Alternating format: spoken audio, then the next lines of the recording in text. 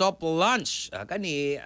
Humok pa gini kay soft lunch sa kining Mayor of the Night andam na so ato bakbakan mga kahigalan kay andam na gid ay mga katropa pod no ang kining Mayor of the Night mga kahigalaan pod. So arita sa kuani Cebu City ni mga kahigalaan pod no.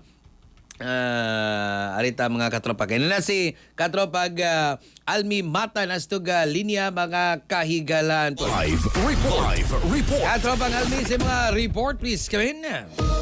Yes, anda na ang Cebu City sa self-launch sa 24/7 Mayor of the Night Service staff. Pagkahuman maprobahan ang lease contract alang sa opisina sa Cebu Exchange ngadto sa Barangay Laog din Tacbayan sa Subo.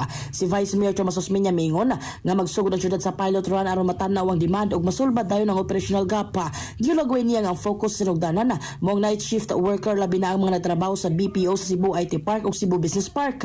Ang lease sa Unit A ug B sa second floor podium sa Cebu Exchange Tower nagkatidad og 5.1 million pesos og bulong gikan Pebrero 1 ni kasamtang tuig hangtod Hunyo 30 sa tuig 2028. Ang City Council may aproba sa kontrata pinagi sa negotiated procurement ubos sa Section 35I sa Republic Act 12009.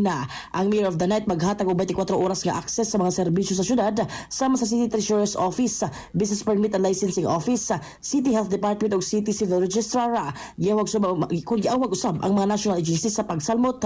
Gipahimangnuan ni Osmeña nga programa i-evaluate matag karon og unya ang tanaw ng operational feasibility o public reception o dili mulapas sa termino sa kasamtangang opisyal.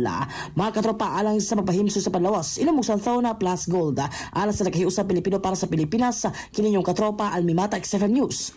XFM report.